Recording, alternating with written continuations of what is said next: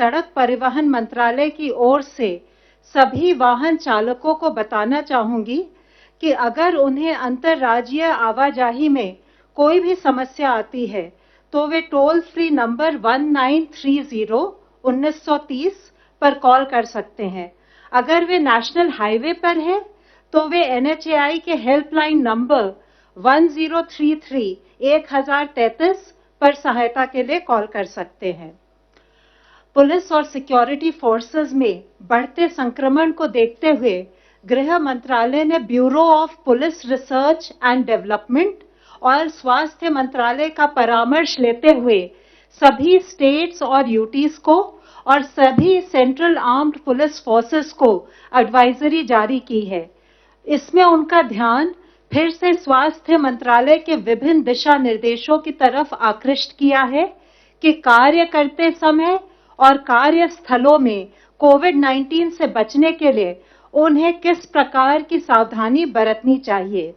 साथ ही प्रिजन्स यानी कारागार में तथा पुलिस कर्मी कोविड-19 के संक्रमण से किस प्रकार सुरक्षित रहें, उस पर एक डिटेल्ड SOP और दिशा निर्देश भी साझा किए हैं। जैसा आप लोगों को पता है, केंद्रीय गृह मंत्रालय ने 1 मई 2020 को आपदा प्रबंधन अधिनियम 2005 के तहत 4 मई 2020 से लॉकडाउन को 2 सप्ताह और बढ़ाने का आदेश नए दिशा निर्देशों के साथ जारी किया है। आपने इन्हें पढ़ा होगा, पर इनके कुछ बिंदु मैं आपके साथ शेयर करना चाहूंगी। लॉकडाउन के इस चरण में स्वास्थ्य मंत्रालय के मापदंड के अनुसार देश में सभी जिलों को रेड, ग्रीन और ऑरेंज जोन के रूप में चिन्हित किया गया है। जोन के अनुसार लॉकडाउन के नियमों में छूट प्रदान की गई है। जिलों का वर्गीकरण स्वास्थ्य मंत्रालय राज्यों और केंद्र शासित प्रदेशों के साथ हर सप्ताह या आवश्यकता अनुसार उससे पहले साझा करेगी। नए दिशा निर्देशों में जोन वाइज कुछ प्रतिबंध हैं तो रियायतें भी दी गई हैं।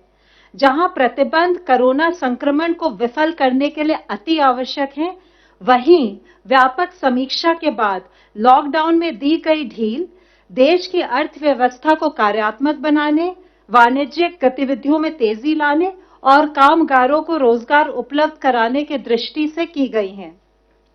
नए दिशा निर्देशों के अंतर्गत कुछ गतिविधियों पर राष्ट्रव्यापी रोक जारी रहेगी। देशव्यापी प्रतिबंध में हवाई, रेल और मेट्रो यात्रा तथा सड़क द्वारा अंतर्राज्यीय यात्रा पर रोक रहेगी। हालांकि मेडिकल, सुरक्षा और गृह मंत्रालय द्वारा स्वीकृत उद्देश्यों के लिए इस प्रतिबंध में छूट होगी। विद्यालय, महाविद्यालय, अन्य शैक्षणिक तथा प्रशिक्षण और कोचिंग संस्थान बंद रहेंगे। ऑनलाइन और डिस्टेंस लर्निंग की अनुमति है, जिसके द्वारा शैक्षिक सत्र में कुछ हद तक हम कमी को पूरा कर सकते हैं। आतिथ्य सेवाएं जैसे होटल्स, रेस्टोरेंट तथा सिनेमाघर, मॉल्स, जिम, खेल परिसर, बार, ऑडिटोरियम और ऐसे सभी संस्थान बंद रहेंगे। सामाजिक, राजनीतिक, सांस्कृतिक और अन्य प्रकार की सभाओं के आयोजन पर रोक रहेगी। सभी धार्मिक स्थल, पूजा स्थल, धार्मिक समागम जनता के लिए बंद रहेंगे। सभी गैर आवश्यक गतिविधियों के लिए लोगों की आवाजाही पर शाम 7 बजे से सुबह 7 बजे तक सख्ती से प्रतिबंध रहेगा। 65 वर्ष से अधिक उम्र के व्यक्तियों, बीमार लोगों, गर्भवती महिलाओं और 10 वर्ष से कम उम्र के बच्चों को आवश्यक जरूरतों और स्वास्थ्य उद्देश्यों को छोड़कर घर से बाहर निकलना वर्जित है। रेड जोन और ऑरेंज जोन में कुछ प्रतिबंध है, पर छूट भी है। रेड और ऑरेंज जोन्स में जो कंटेनमेंट जोन्स हैं, उनकी संवेदनशीलता को देखते हुए उसमें स्ट्रिक्ट पेरीमीटर कंट्रोल होगा, यानी आपातकालीन चिकित्सा सुविधा और आवश्यक वस्तुओं और सेवाओं की आपूर्ति बनाए रखने के अलावा कंटेनमेंट जोन के अंदर बाहर लोगों की आवाजाही नहीं होगी। कंटेनमेंट जोन के भीतर किसी भी अन्य गतिविधि या कार्य की अनुमति नहीं है। कंटेनमेंट जोन के बाहर रेड जोन में देश भर में प्रतिबंधित गतिविधियों के अलावा कुछ अन्य एक्टिविटीज पर भी रोक होगी। Cycle rickshaw, auto rickshaw, taxi और कैब एग्रीगेटर्स के परिचालन पर रोक रहेगी। बसों की इंटर और इंट्रा डिस्ट्रिक्ट आवाजाही की अनुमति नहीं होगी। नाई की दुकानें, स्पा और सैलून बंद रहेंगे। मॉल्स तो बंद ही रहेंगे, पर शहरी क्षेत्रों में मार्केट्स और मार्केट कॉम्प्लेक्सेस में गैर जरूरी सामानों की दुकानों की अनुमति नहीं है। हालांकि जरूरी सामान वाली दुकानों के लिए कोई प्रतिबंध नहीं है। स्टैंड अलोन शॉप्स, नेबरहुड यानी कॉलोनी की दुकान और आवासीय परिसर के भीतर जो दुकानें हैं, वे हर तरह का सामान बेच सकती हैं। ग्रामीण क्षेत्र में मॉल को छोड़ हर तरह की दुकान की अनुमति है। रेड जोन में ई कॉमर्स सिर्फ एसेंशियल गुड्स के लिए अलाउड है। रेड जोन में कुछ बंदिशों के साथ ऑलमोस्ट सभी व्यावसायिक और निजी प्रतिष्ठानों की अनुमति दी गई है। अनुमति प्राप्त गतिविधियों के लिए लोगों एवं वाहनों की आवाजाही हो सकेगी। 4 व्हीलर्स में चालक के अलावा अधिकतम 2 लोग बैठ सकते हैं और 2 व्हीलर्स में पिलियन राइडर यानी पीछे की सीट पर सवारी की अनुमति नहीं है। रेड जोन के ग्रामीण क्षेत्रों में सभी औद्योगिक, कृषि इत्यादि गतिविधियों की अनुमति है, परंतु शहरी क्षेत्र में कुछ प्रतिबंध हैं। इन सिटू कंस्ट्रक्शन यानी मजदूर जहां साइट पर रहते हैं और रिन्यूएबल एनर्जी प्रोजेक्ट्स को भी छूट दी गई है। निजी कार्यालय आवश्यकता के आधार पर 33% स्टाफ के साथ कार्य कर सकेंगे। ऑरेंज जोन में देश भर में प्रतिबंधित गतिविधियों के अलावा बसों की इंटर और इंट्रा डिस्ट्रिक्ट आवाजाही भी प्रतिबंधित है तथा टैक्सी और कैब एग्रीगेटर्स को केवल एक ड्राइवर और 2 यात्रियों के साथ आवाजाही की अनुमति है। 4 व्हीलर्स में चालक के अलावा अधिकतम 2 यात्री होंगे। यहां 2 व्हीलर्स में दूसरी सवारी की अनुमति है। ग्रीन जोन में देश भर में प्रतिबंधित गतिविधियों के अलावा अन्य सभी गतिविधियों की अनुमति दी गई है। हालांकि बसों का परिचालन अधिकतम 50% बैठने की क्षमता के साथ किया जा सकेगा और बस डिपो भी अपनी 50% क्षमता के साथ ही संचालन कर सकती हैं। मैं आपके माध्यम से एक बार फिर लोकहित में लॉकडाउन को सफल बनाने के लिए और कोविड-19 की चेन तोड़ने के लिए सभी जो हमारे राष्ट्रीय निर्देश है, उनका सार्वजनिक स्थानों पर और कार्यस्थलों पर अनुपालन करने का अनुरोध करती हूं। धन्यवाद। Health ministry representative please. अब तक टोटल 11,706 लोग क्योर हो चुके हैं और अगर हम पिछले 24 घंटे में देखें तो 1,074 people have been cured. It is such a positive news that this is the highest number in terms of cured patient noted till date और इसके साथ ही हमारा रिकवरी रेट अब देखें तो है बढ़कर 27.52% हो चुका है।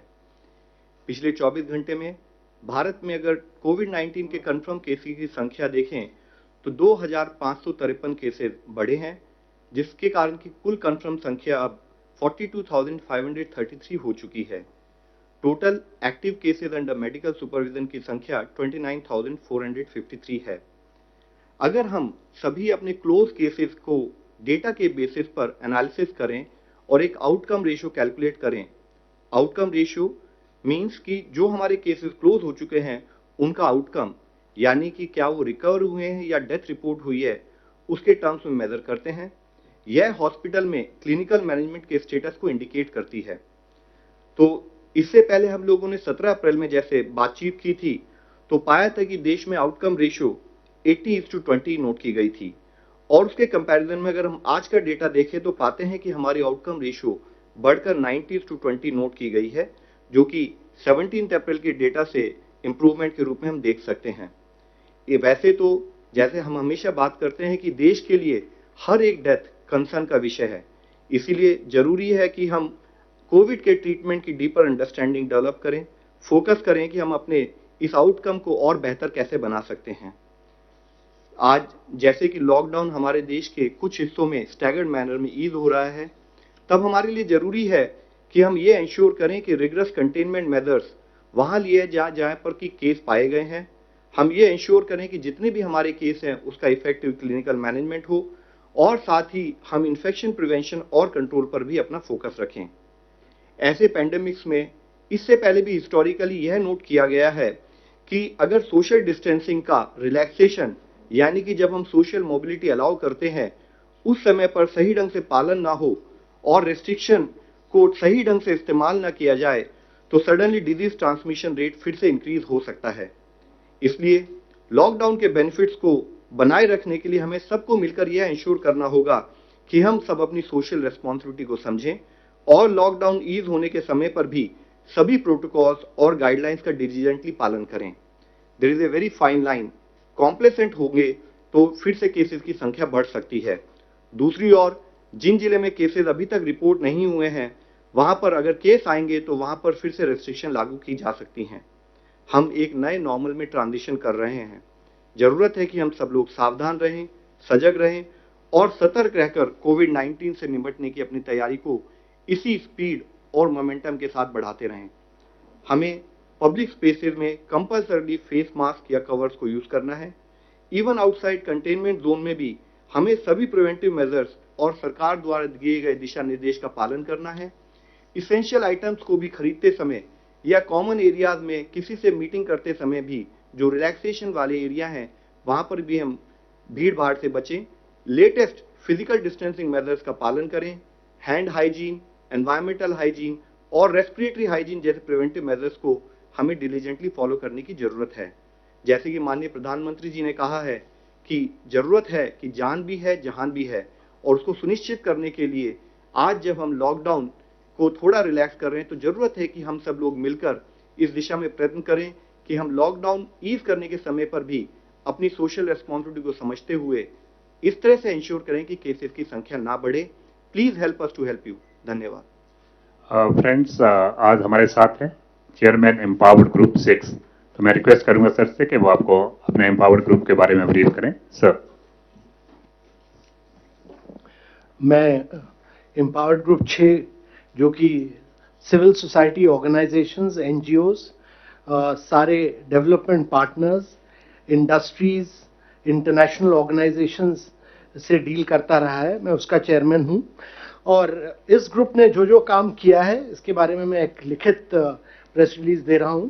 पर मैं ये बताना चाहूँगा कि एम्पावर्ड ग्रुप 6 का जो सबसे महत्वपूर्ण काम रहा है कि इसने जो हमारे एनजीओ दर्पण में 92,000 सिविल सोसाइटी ऑर्गेनाइजेशंस और एनजीओ रजिस्टर्ड थे, वो पहली बार भारत में इन सबको मोबिलाइज किया।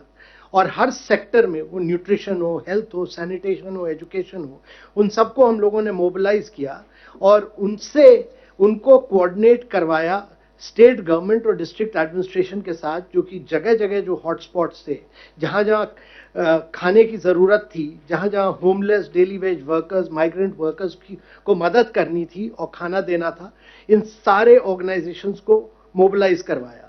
स्टेट गवर्नमेंट्स ने हर डिस्ट्रिक्ट में एक नोडल ऑफिसर को अपॉइंट किया। उसके अलावा स्टेट गवर्नमेंट ने एक नोडल ऑफिसर अपॉइंट किया जिसने इन एनजीओज के साथ कोऑर्डिनेट किया।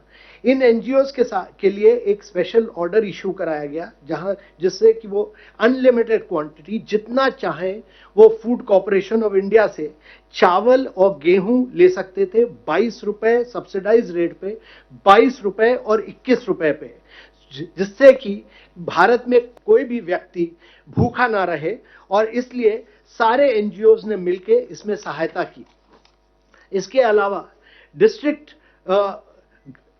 एडमिनिस्ट्रेशन को भी मोबिलाइज किया गया कि इन सारे एनजीओज के साथ मिलके वो काम करें, कम्युनिटी किचन्स में एक अवेयरनेस क्रिएट करें, हाइजीन, सोशल डिस्टेंसिंग की, जहाँ जहाँ मदद चाहिए थी होमलेस के लिए, डेली वेज वर्कर्स के लिए, जहाँ जहाँ इन लोग के लिए कैंप्स बनाने थे, हेल्थ कैंप्स बनाने थे, रहने के कैंप्स बनाने थे, जहाँ जहाँ इन लोगों को एजेड लोगों को और डिसेबिलिटीज वाले व्यक्तियों की मदद करनी थी, उन सब की मदद की। और लगातार हम लोग इनके साथ करीब 10 या 12 मीटिंग्स हुई, जिसमें जो जो दिक्कतें आई उन सबको हम लोग सॉल्व करते गए और इन एनजीओज ने बड़ा ही सराहनीय काम किया है। और अब अगले फेज में जब हम जा रहे हैं तो इन्हीं सिविल सोसाइटी ऑर्गेनाइजेशंस और एनजीओज को हम उपयोग करेंगे कि सीनियर सिटीजन्स और एल्डरलीज की कैसे मदद करनी है, उनको कैसे प्रोटेक्ट करना है और स्टिग्मेटाइजेशन के खिलाफ कैसे काम करें। अभी कुछ ही दिन पहले हम लोगों ने एनजीओज के साथ एक इंटरैक्शन किया था, जिसमें हेल्थ सेक्रेटरी थे और हेल्थ सेक्रेटरी ने उनके साथ इंटरैक्ट किया, और उसके बाद एक और इंटरैक्शन हुआ जिसमें हेल्थ मिनिस्टर ने उनके साथ इंटरैक्शन किया। इसके अलावा मैं आपको बताना चाहूंगा कि एस्पिरेशनल डिस्ट्रिक्ट प्रोग्राम, जिसमें भारत की 112 सबसे बैकवर्ड, जिनको हम एस्पिरेशनल डिस्ट्रिक्ट कहते हैं, वहां पर हम लोगों ने काम किया सारे कलेक्टर्स के साथ मिलकर। अभी तक 112 डिस्ट्रिक्ट में केवल 610 केसेस हुए हैं, जो कि भारत के 2% से का नेशनल लेवल इन्फेक्शन का 2% केवल है। और 112 डिस्ट्रिक्ट, जिसमें करीब 22% भारत की जनसंख्या रहती है, वहां केवल 2% केसेस रहे हैं। तो ये एस्पिरेशनल डिस्ट्रिक्ट में बहुत कमाल का काम हुआ है। और केवल कुछ डिस्ट्रिक्ट्स ऐसे हैं जैसे बारामूला, नूह, रांची, वायएसआर, कुपवारा और जैसलमेर, जहां कि 30 से ज्यादा केसेस हैं। बाकी जगह बहुत कम केसेस हैं। इन सब डिस्ट्रिक्ट्स में बहुत बड़ा मोबिलाइजेशन हुआ, टेस्टिंग किट्स का, पीपीईज का, कोविड हॉस्पिटल्स का, कुक्ड फूड्स का, एसएचजीज ने मास्क बनाए और कई बहुत अच्छा काम किया गया। इसके अलावा हमने एक बहुत बड़ा मूवमेंट पीरामल फाउंडेशन के साथ मूव किया है, जो है सुरक्षित दादा दादी और नाना नानी अभियान। और ये अब हम इंप्लीमेंट कर रहे हैं, जिससे कि सेंसिटाइज करें लोगों को प्रिवेंटिव मेजर्स में और बिहेवियरल चेंज में। और Bill and Melinda gate foundation के साथ मिलकर इस ग्रुप ने एक और काम किया कि फ्रंटलाइन वर्कर्स वगैरह को मोबिलाइज करने के लिए एक क्रिएटिव कंटेंट बनाने के लिए indiafightscovid.com, जो कि पब्लिक डोमेन में है, आप सब लोग डाउन कर सकते हैं, indiafightscovid.com, उसमें एक कम्युनिकेशन स्ट्रैटेजी बनाई, क्योंकि भारत की जनसंख्या को कम्युनिकेट करने के लिए स्ट्रैटेजी बनी। इसके अलावा मैं बताना चाहूंगा कि हम लोगों ने इंटरनेशनल ऑर्गेनाइजेशंस को भी मोबिलाइज किया, जिसमें WHO, UNICEF, UNFPA, UNDP, ILO, UN women, UN habitat, FAO, world bank, Asian development bank थे। इन लोगों ने काम किया स्किल बिल्डिंग में, जिसमें 15,300 ट्रेनर्स को ट्रेनिंग दी, सर्वेलेंस हेल्थ ऑफिसर्स को बहुत ट्रेनिंग दी गई, और इन लोगों ने प्रोक्योरमेंट में काम किया। 2 लाख PPPs दिए और 4 लाख N95 मास्क भी इन्होंने WHO, यूनिसेफ ने मोबिलाइज किए। UNDP के थ्रू हमने फर्दर ऑर्डर किया है भी 10,000 वेंटिलेटर्स और 10 मिलियन PPE किट्स, जो यूनिसेफ भारत सरकार को देगा। इसके अलावा मैं बताना चाहूंगा कि रेड क्रॉस सोसाइटी को हर डिस्ट्रिक्ट में मोबिलाइज किया गया, और रेड क्रॉस सोसाइटी ने अपने 40,000 वॉलंटियर्स को डिस्ट्रिक्ट एडमिनिस्ट्रेशन, करीब 500 डिस्ट्रिक्ट्स में उन्होंने मिलकर डिस्ट्रिक्ट एडमिनिस्ट्रेशन के साथ काम किया, और उन्होंने जगह जगह पर जा जाके quarantine, isolation facilities, donation of ventilators, mask, PPEs, test kits में बहुत बड़ा काम किया। मैं ये बताना चाहूंगा कि हम लोगों ने प्राइवेट सेक्टर के साथ भी पब्लिक गुड के लिए काम किया, और जिसमें कि बहुत बड़ा रोल रहा है प्राइवेट सेक्टर का इस सब मूवमेंट में। और प्राइवेट हेल्थ केयर के साथ हम मिलकर हमने CII, FICCI, NASSCOM और सबने क्या क्या काम किया, मैंने बड़े विस्तृत रूप से लिखकर बताया है कि हर एक ऑर्गेनाइजेशन ने क्या क्या काम किया, किसने काम हाइजीन के क्षेत्र में किया, किसने खाने के काम में किया, किसने रिसर्च फंडिंग में काम किया, सारा मैंने लिखकर दिया, इसलिए मैं दोबारा दोहराना नहीं चाहूंगा। पर मैं एक चीज जरूर बताना चाहूंगा कि NASSCOM के साथ मिलकर हमने स्टार्टअप्स और टेक्नोलॉजी ड्रिवन इनोवेशन में बहुत बड़ा काम किया। और मेरे विचार से आगे चल के, क्योंकि मेक इन इंडिया हमको इन क्षेत्रों में काम करना है, और आगे चल के वेंटिलेटर्स हो, PPE किट्स हो, तो ये सब में बहुत बड़ा काम हुआ है। और मिलके कई IITs के साथ मिलके, IIT Kanpur, IIT Madras, IIT Delhi, Indian institute of science, EDC Poona, इन सबको मोबिलाइज किया गया कि इनकी टेक्नोलॉजी को लेवरेज किया जाए हर क्षेत्र में। और कई वेंटिलेटर्स सोल्यूशन निकाले गए, जैसे एग्वा, जिसने कॉस्ट इफेक्टिव वेंटिलेटर बनाया, जिसके साथ अब मारुति मिलकर काम कर रहा है। बायोडिजाइन, जिसने कि एक रोबोटिक प्रोडक्ट रेस्पिड एयर निकाला। कायनियत, जिसके बारे में मैंने यहाँ बहुत कुछ लिखा है। उसके अलावा क्योर आर्टिफिशियल इंटेलिजेंस, जिसका कि एक्सरे के थ्रू वो कैपेसिटी, जिसने अभी बॉम्बे में काम कर रहा है, 10,000 CXR निकालता है इमेजेस डेली, जिससे पता चलता है कि किसी को फर्स्ट स्टेज कोविड-19 सिम्टम्स है कि नहीं। इसी तरह ड्रोना मैप्स, एमफाइन और कई स्टार्टअप्स ने काम किया है इन कई क्षेत्रों में। मैं ये भी बताना चाहूंगा कि आरोग्य सेतु के ऐप के साथ जो हम लोगों ने काम किया था, उसमें अब टेलीमेडिसिन फीचर भी लग चुका है, और करीब ये आरोग्य सेतु ऐप अब करीब 90 मिलियन इंस्टॉलेशंस इसके गूगल पे स्टोर में बन लग चुके हैं, और ये अभी शॉर्टली इसका फीचर फोन ऐप भी निकलेगा। और इसके साथ साथ ये आरोग्य सेतु मित्र, जो कि जिसमें कि सारे टेलीमेडिसिन फीचर्स हैं, वो भी हैं। मैं ये भी बताना चाहूंगा कि EG6 ने मिलकर अब हमारे कुछ पार्टनर्स थे, जैसे टेमेसेक, जैसे कि Bharat Bill Melinda gate foundation. Temasek ने करीब 70,000 RT-PCR टेस्टिंग किट्स फ्री में डोनेट किए, बिल मेलिंडा गेट फाउंडेशन ने 30,000 दिए, और बहुत सारे प्राइवेट सेक्टर बॉडीज ने N95 और सर्जिकल मास्क डोनेट किए।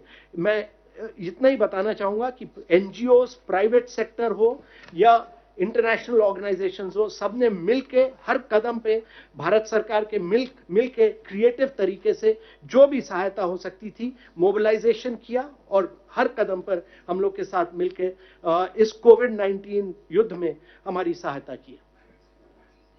धन्यवाद सर। आपका जो press note it has been circulated, it will also be getting uploaded on the PIB website. अब हम कुछ क्वेश्चन ले लेते हैं। मौसमी सिंह फ्रॉम आज तक। सर, एक बहुत ज्वलंत सवाल है, MHA या हेल्थ मिनिस्ट्री आंसर कर सकती है। रेल टिकट को लेके काफ़ी विवाद खड़ा हुआ है कि कौन रेल का टिकट देगा, और रेलवे मिनिस्ट्री ने ऐसी गाइडलाइन जारी की थी जिसमें कहा था कि स्टेट्स जो है वसूली करें मजदूरों से और फिर वो रेल को जाएगा। तो उस पर स्पष्टीकरण चाहिए कि क्या किराया वसूला जा रहा है, वो क्या रेल मंत्रालय को जाएगा? Tomorrow we are inviting in here only representatives from the railways who can clarify everything. Can we just postpone to that, or I think Sir, it's actually आज लेट मी रिस्पॉन्ड। मैं आपको बताता हूँ। yeah, just 1 minute. नहीं, कोई बात नहीं ma'am, आपका question factually it has to be cleared. सबसे पहले तो आप ये समझें कि as far as people who are there, जो हमारे माइग्रेंट लेबरर्स थे, हमारी गाइडलाइंस ने क्लियरली कहा है कि इंफेक्शियस डिजीज मैनेजमेंट के भाग के रूप में जो मनुष्य जहां है वहीं रहे। उसके बाद based on the request given from states for particular cases, उन्होंने जब गवर्नमेंट ऑफ इंडिया से रिक्वेस्ट की तो उसके बेसिस पर स्टेट की रिक्वेस्ट के तहत उन लोगों को स्पेशल ट्रेन चलाने की हमने परमिशन दी। जैसे कि आपने कहा है, गवर्नमेंट ऑफ इंडिया हो या रेलवेज हो, किसी भी कोशिश में हमने कभी भी कोई भी वर्कर से चार्ज करने की बात नहीं की है।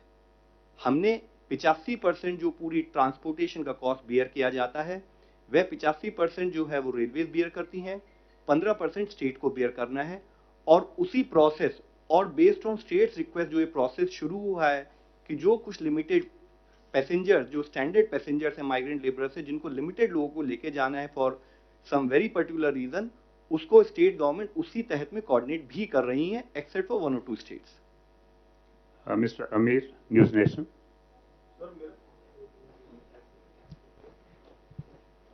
मेरा सवाल सर लॉकडाउन 3.0 को लेकर के है, और सवाल ये है, आवाज आ रही मेरी? सवाल ये है कि सर कि ये जो ढील दी गई है, इससे पहले WHO ने भी कहा था कि अगर बहुत ज्यादा ढील दी जाएगी तो ये मामले और बढ़ सकते हैं, मतलब डबल भी हो सकते हैं। तो क्या आपको लगता है कि अगर ये ढील दी गई है तो अगर नॉर्म्स को फॉलो नहीं किया जाता है, जैसा कि आज देखा गया कि शराब की दुकानों में बहुत ज्यादा भीड़ देखने को मिली, सुबह से दुकानें जब खुली थी तो बहुत भीड़ देखने को मिली थी, तो क्या आपको लगता है क्या इस पर हो सकता है? सर, जैसे इससे पहले भी हम लोगों ने आपको भी बताया कि पहली बात तो इसको मैं दूसरे ढंग से कहना चाहूंगी, लॉकडाउन 3.0 ना बोलते हुए इसे ईजिंग आउट पॉइंट नंबर 2 बोल सकते हैं आप।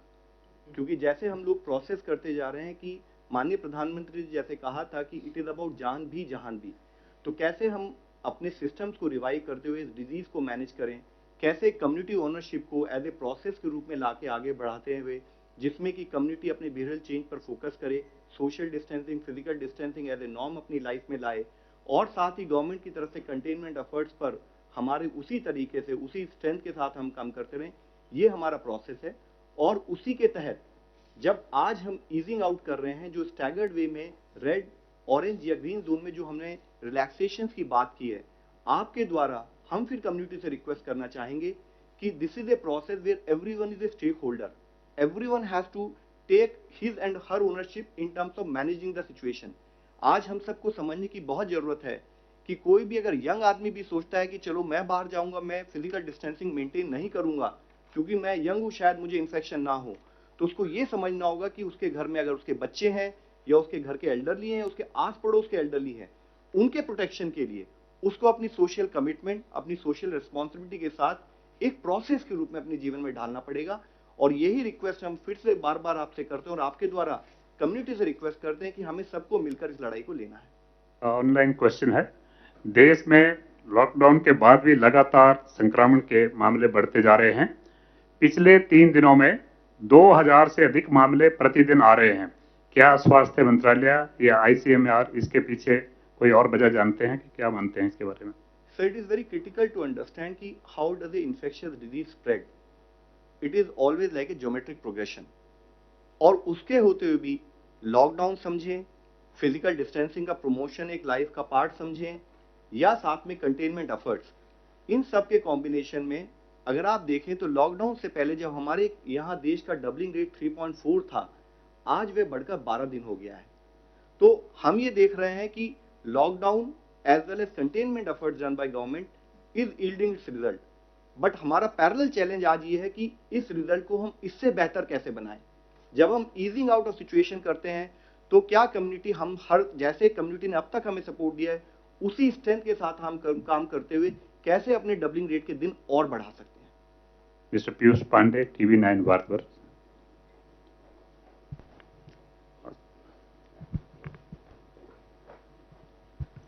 मेरा सवाल स्वास्थ्य मंत्रालय से है। सवाल ये है कि जिन राज्यों में बड़ी तेजी से केस आ रहे हैं जैसे गुजरात, महाराष्ट्र और मध्य प्रदेश, क्या वहाँ जो टेस्टिंग किट है उनकी कमी की सूचना आपके पास आई है और क्या केंद्र सरकार उनको टेस्टिंग किट मुहैया करा रही है? सर, जितने भी केसेस जहाँ पर देश में आ रहे हैं, इससे पहले हमने कई बार इस बारे में डिटेल में डिस्कस किया। हमने एक लैब से बढ़ाते हुए आज हमारी सिचुएशन की देश में 426 लैब्स हैं, जिसमें से कि 315 गवर्नमेंट सेक्टर में है और 111 लैब प्राइवेट सेक्टर में है। तो हम लोगों ने ये इंश्योर किया कि प्रोग्रेसिवली एज पर नीड हम लोग उसको प्लान करते हुए अपनी टेस्टिंग कैपेसिटी को बढ़ाते चले हैं। तो देश में टेस्टिंग से रिलेटेड कोई इशू नहीं है। दूसरी इससे लिंक बात मैं आपके लोगों के नॉलेज में लाना चाहूंगा कि अगर आप देखें तो 1 तारीख को देश में 74,507 टेस्ट हुए और कल का भी अगर आप डेटा देखें तो 57,474 टेस्ट देश में हुए हैं। तो देश में टेस्टिंग कैपेसिटी बढ़ती जा रही है। देश में as per the sampling criteria testing के नंबर भी बढ़ते जा रहे हैं और हम हर तरह से इंश्योर कर रहे हैं कि जहां पर भी हमारे केसेस ज्यादा आए, हम उन केसेस को स्टेट्स के साथ कोऑर्डिनेट करते हुए कैसे कंटेनमेंट जोन बनाएं और उन केसेस को कंट्रोल करें। इसके साथ ही मैं आप लोगों की नॉलेज में ये भी लाना चाहूंगा कि जैसे कुछ जिलों में जहां पर की केसेस की संख्या ज्यादा पाई गई, स्टेट्स के साथ video conference cabinet secretary sir के लेवल पर भी उस पर डिस्कशन हुआ और कलेक्टिवली हम लोगों ने डिसाइड किया कि हमारे कंटेनमेंट मेजर्स में क्या एडिशनल एफर्ट हमें करने की जरूरत है और स्टेट के सपोर्ट के लिए हमने 20 सेंट्रल टीम्स भी अभी रिसेंटली भेजी हैं। Mister Ashok, ANI। मेरा सवाल ये है कि क्या हम लोग तैयार हैं अगर एवैक्यूएशन प्लान होता है तो उनके क्वारंटीन सेंटर के लिए और बाहर से जो लोग आएंगे उनके रख रखाव के लिए, और इसकी तैयारी कर ली गई है? सर, अभी इसके ऊपर डिस्कशन चल रहा है। अगर कभी भी ये डिसीजन लिया जाएगा तो मिनिस्ट्री ऑफ एक्सटर्नल अफेयर्स आपको डिटेल में ब्रीफ कर सकते हैं। बट शॉर्ट में मैं आप लोगों की नॉलेज में लाऊंगा कि अगर कोई भी डिसीजन होता है तो वो एक स्टैंडर्ड SOP के तहत होगा और उसके तहत ही कार्य किया जाएगा। Mister पेरीमल, NDTV। सर, मेरा सवाल ये है कि कल एक खबर आई कि पीक जो है केसेस का वो मई के एंड या जून के शुरू में आएगा। क्या आप लोगों की जानकारी में है कि इस तरह का पीक उस वक्त आएगा? और दूसरी नंबर चीज ये कि क्या कर्व फ्लैटन हो रहा है? Sir, question of peak is link to how we collectively operate. अगर हम लोग जैसे कि अगर आपने देखें लॉकडाउन के समय में भी और अदरवाइज कंटेनमेंट एक्टिविटीज के थ्रू कैसे हम केसेस की संख्या को रिलेटिवली कंट्रोल करते हुए आ रहे हैं, तो अगर आप इसको एज ए कर्व देखें तो the curve is relatively flat as of now. और साथ में पीक कब आएगी, I think it is actually not the right way of looking at the whole situation. What is relevant is कि जब हमें पता है कि किस तरीके से हम डिजीज को प्रिवेंट कर सकते हैं, अपने आप को बचा सकते हैं, तो अगर हम कलेक्टिवली मिलकर उस दिशा में कार्य करेंगे तो पीक शायद कभी ना आए। और अगर हम कहीं पर भी फेल होते हैं तो उसी टाइम पर हम एक स्पाइक को ऑब्जर्व करेंगे। मिस्टर नीलो, दैनिक जागरण। आप कहते हैं कि राज्यों का सहयोग जरूरी है कोई लड़ाई में, लेकिन पश्चिम बंगाल से जो इंटरनेशनल टीम गई थी उनकी जो चिट्ठी गई है वहाँ पे वो सामने आई है, उसमें वो लगातार कह रहे हैं कि जो केसेस बता रहे हैं वो सेंट्रल गवर्नमेंट को वो गलत आंकड़े दे रहे हैं। वहाँ जो मौत के जो रजिस्टर हो रहा है जो बता रहे हैं वो भी गलत दे रहे हैं। तो अगर कोई स्टेट इस ढंग से सहयोग नहीं कर रहा और गलत आंकड़े दे रहा है तो फिर कैसे आप उसको कंट्रोल कर पाएंगे? सर, पूरे एफर्ट में अगर आप देखें कलेक्टिवली जो भी आज तक देश का ओवरऑल स्टेटस रहा है वह स्टेटस आपको ये मान के चलना पड़ेगा कि effectively it is states which take ownership and deliver. तो मैं ये आपकी बात को उस सेंस में कहना चाहूंगा कि आज भी हम जो डिलीवर कर रहे हैं वो स्टेट के साथ मिलकर ही कर रहे हैं। Yes, last question from please. My question is to Mr. Abhinav Kant. No, see, when MHA is issuing some guidelines, we see some states tightening those guidelines. For example, in Kerala, the liquor shops are not allowed to work. And then what about your plans to revive or reopen the economy that way? And what is Niti Aayog's assessment of the state of the economy as of today? See, under the guidelines, it is very clear that Ministry of Home Affairs has very clearly stated that these are the guidelines for the country and beyond which the states can further tighten it up depending on the situation on ground. They can, because in a federal structure, they are fully aware of the scenario on ground, district by district by district, they are fully aware. And therefore, it is left to the state governments to decide what more they can do beyond the guidelines issued by the Ministry of Home Affairs. And therefore, it is within the domain of the state government to take a call. Whether the situation is improving, they'll loosen up. If the situation is worsening, they can tighten up. How many red, orange and green areas there are, it is for the state to take a call on that. Thank you very much, friends. Thank you.